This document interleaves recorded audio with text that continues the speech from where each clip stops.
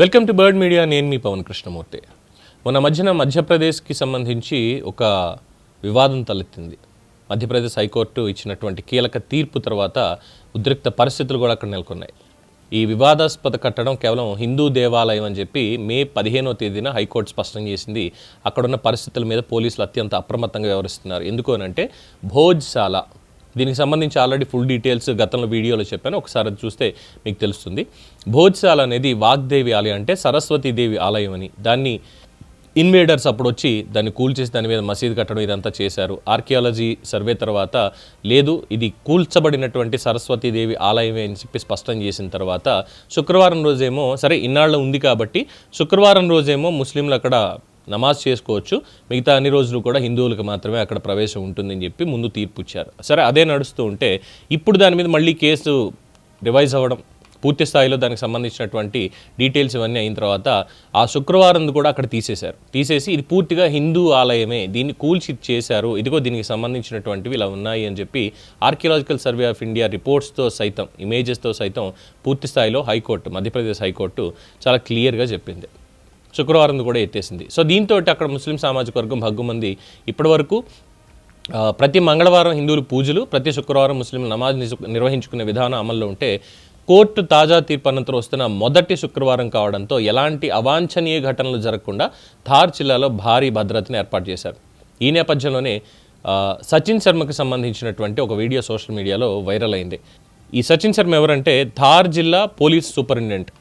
ఆయన జీప్ మీద నించొని ఆయన మాట్లాడినటువంటి మాటలు, చట్టాన్ని చేతుల్లోకి తీసుకునే ప్రయత్నం చేస్తే కఠిన చర్యలు తప్పవు, ఎవరైనా చట్టాన్ని చేతిలోకి తీసుకోవాలనే ధైర్యం ఉంటే రేపు మీరు ప్రయత్నించి చూడండి, మేము పూర్తి సిద్ధంగా ఉన్నాం, ఎవ్వరినీ వదిలిపెట్టేది లేదు అంటూ ఎస్పీ తీవ్రమైనటువంటి హెచ్చరికలు జారీ చేశారు.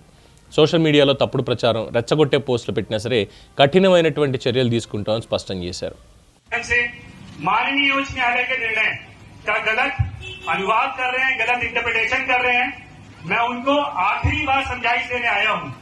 अब तक का समय उनका था, अब तक मतलब गुरुवार की शाम का जो ये समय है वो उन तक का था। अब जो है वो कानून का पालन होगा, विधि का शासन होगा। जिसकी हिम्मत है, जिसको लगता है वो ऐसा कर सकता है, वो कल प्रयास कर ले। हम उसके लिए पूरी तरीके से तैयार हैं और कल वो मान के चले, उसके ऊपर जो उसने अब तक नहीं सोचा होगा वो कार्रवाई होगी। धन्यवाद। भारत माता की। ఈ వివాదానికి చరిత్ర అనేది ఇందాక చెప్పుకున్నాం కదా, ఆల్రెడీ 2003లోనే ఆర్కియలాజికల్ సర్వే ఆఫ్ ఇండియా జారీ చేసిన ఉత్తర్వులతోటి భోజ్శాలలో మంగళవారం హిందువులు పూజలు, శుక్రవారం ముస్లింలు నమాజ్ చేసుకునేలా అనుమతులు అనేవి ఉండేవి. అయితే ఇది సరస్వతీదేవి ఆలయం అంటూ బాధించినటువంటి హిందూ సంఘాలు కోర్టును కూడా ఆశ్రయించాయి. విచారణ అనంతరం హైకోర్టు పాత ఉత్తర్వులని ఏదైతే మంగళవారం శుక్రవారం ఇచ్చారో దాన్ని రద్దు చేసి భోజ్శాల అనేది పూర్తిగా అది హిందూ దేవాలయం మాత్రమే, ముస్లింలకు ప్రార్థన చేసుకునేందుకు వేరే ప్రాంతంలో ప్రత్యామ్నాయ స్థలం కేటాయించాలి అంటూ కూడా ప్రభుత్వానికి సూచించింది. సో ఈ తీర్పును సవాల్ చేస్తూ ముస్లిం పక్షాలు సుప్రీంకోర్టుకి వెళ్ళాయి. సో ఈ వివాదం మరింత న్యాయపరమైన మలుపులు తిరిగే అవకాశం కనిపిస్తున్న నేపథ్యం, అందులోనూ శుక్రవారం వచ్చింది కాబట్టి, ఆల్రెడీ హైకోర్టు తీర్పు అమల్లో ఉంది కాబట్టి ఎటువంటి అవాంఛనీయ సంఘటనలు జరగకుండా, ఉద్రిక్తతలు ఉండకుండా ఆల్రెడీ ఇన్స్ట్రక్షన్స్ ఇచ్చినటువంటి police department SP Sachin Sharma చాలా గట్టిగానే వార్నింగ్ ఇచ్చారు. ఎవరైనా చట్టాన్ని చేతుల్లోకి తీసుకోవాలనే ధైర్యం ఉంటే రేపు శుక్రవారం నాడు ప్రయత్నించి చూడండి, మేము సర్వసన్నద్ధంగా ఉన్నాం, ఏ ఒక్కరిని కూడా వదిలిపెట్టేది లేదు అని చెప్పి. సో ఈ వార్నింగ్ అయితే వైరల్ అవుతోంది. చాలామంది ఆగ్రహం వ్యక్తం చేస్తున్నారు. ఇప్పటిదాకా ఉన్నటువంటి తీర్పుని కోర్టు ఇలా అనేస్తే మాత్రం ఊరుకుంటాం అనుకుంటున్నారు అంటూ రెచ్చగొట్టేటువంటి ప్రయత్నం చేస్తున్నారు. బట్ పోలీసులు మాత్రం వెనక్కి తగ్గట్లేదు. కోర్టు ఆర్డర్స్ ఆల్రెడీ ఉన్నాయి కాబట్టి ఏ ఒక్కరూ అక్కడ ఎంటర్ అవ్వడానికి వీలు లేకుండా చాలా బందోబస్తు కూడా ఏర్పాటు చేయడం జరిగింది. చట్టాన్ని చేతుల్లోకి తీసుకుంటే మాత్రం జాగ్రత్త అనేది చాలా స్పష్టంగా చెప్పారు. చూద్దాం రేపు ఏం జరుగుతుంది అనేది. దీని మీద మీ అభిప్రాయం తెలియచేయండి. చూస్తూనే ఉండండి ది బర్డ్ మీడియా.